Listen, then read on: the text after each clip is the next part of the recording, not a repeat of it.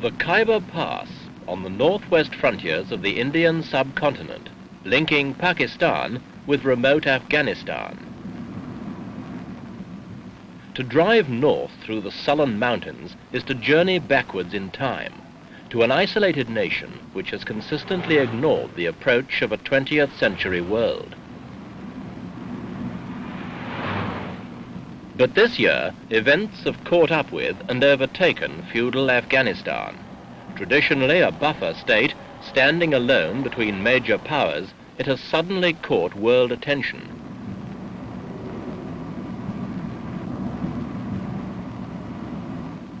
New men have seized control, men who appear willing to reactivate ancient grievances and to assist the ambitions of powerful friends. In this edition, Echo looks at a tiny nation engulfed in big issues, Afghanistan.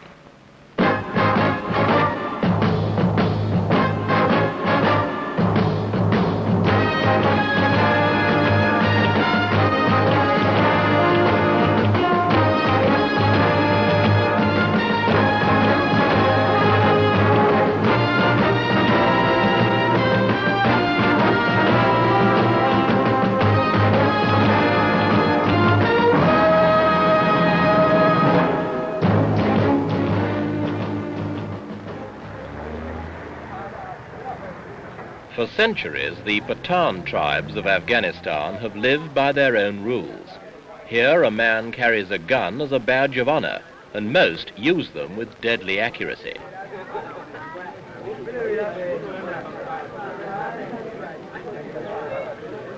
Here, even today, tribal chiefs rule with absolute authority and tolerate no interference, even from the state.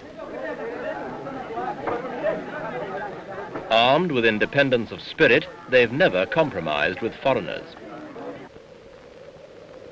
The British came here and stayed long enough to fortify such ragged borders as could be established. But they retreated, leaving little more than a few rusting relics.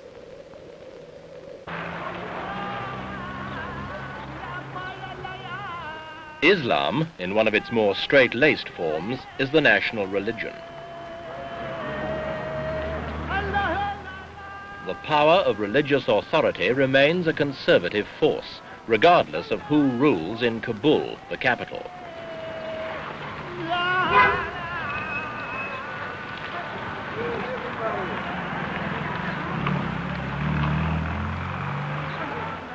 And the streets of the capital illustrate this nation's problems, principally that of poverty.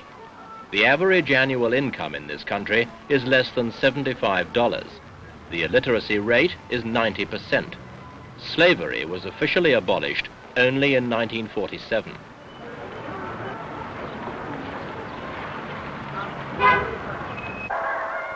And now there has been a revolution.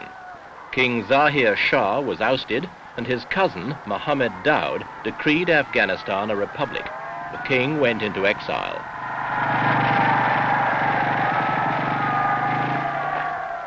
The new regime has the backing of Afghanistan's small but powerful army, and that in turn is supplied and equipped by the Soviet Union.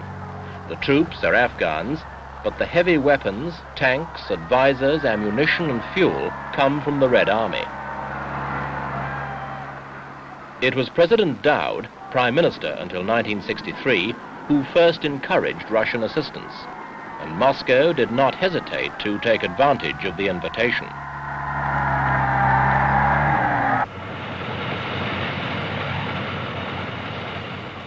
They poured in aid, both military and civil. They built this enormous power plant on the Kabul River. They even mollified the Muslim community by building the odd mosque. Curious indeed, for they suppressed their own Muslims in the Soviet Union.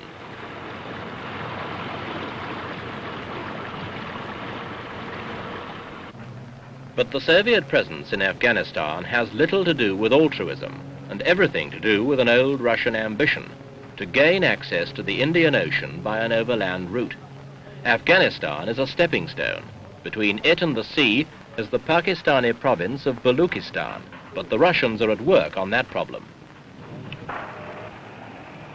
While wooing the Afghan regime with showy new projects, such as this housing scheme, the Soviet Union is actively backing Afghanistan's long-time claim to Baluchistan, whose people, like those of Afghanistan itself, are Pathans.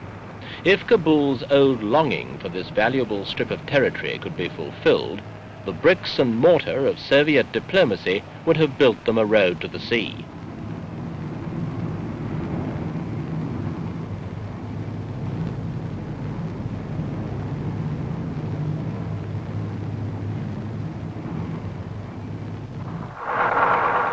One thing that stands in the way is the presence of their bitterest enemy, the Chinese.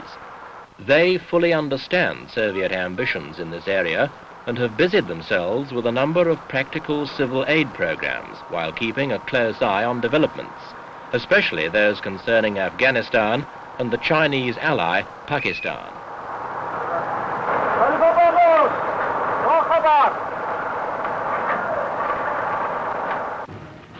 While they remain, the Russian dream of rolling down to the Indian Ocean is unlikely to come true, for the Chinese themselves would be interested in opening up the same access to the sea, and more important, to the oil of the Persian Gulf, of which the Chinese domestic economy is in increasing need.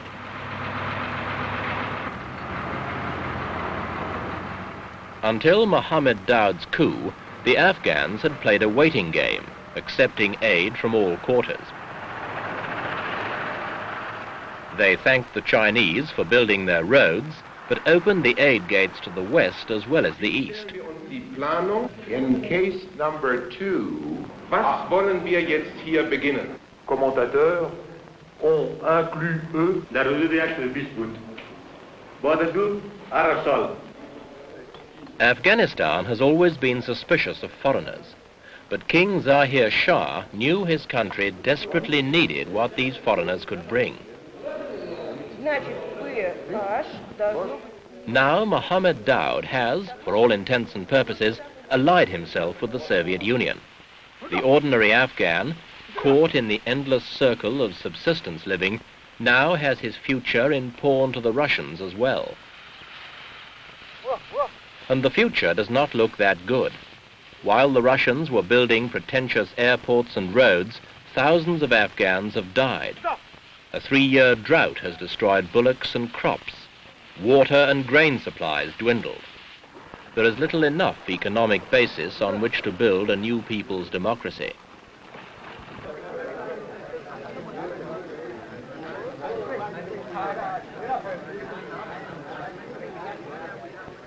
The remote rural markets have had little to trade, but the bargaining goes on in the traditional spirited manner. In fact, the whole country may have become yet another sensitive political marketplace, a future cause of international infighting.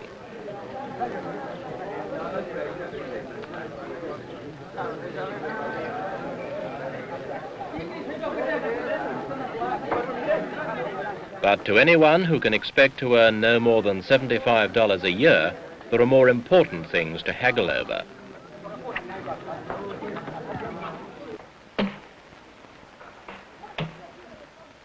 So despite the fact that they are the backwoodsmen of Asia, the Afghans and their nation have attracted interest and concern around the world. If Soviet strategy in this part of the world is consistent, it seems at least possible they were behind the fall of King Zahir.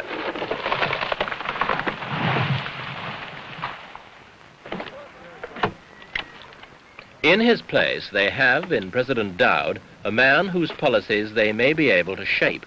Already he has made appropriate noises in the direction of Pakistan and is encouraging separatist movements among Pathan peoples in that country.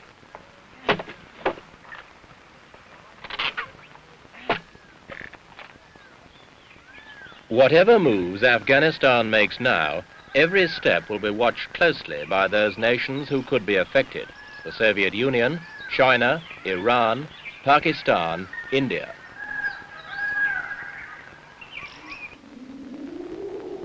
Afghanistan is still the buffer between big nations involved in the Indian subcontinent, as it was a century ago. But the nations are more powerful today, and the issues more dangerous.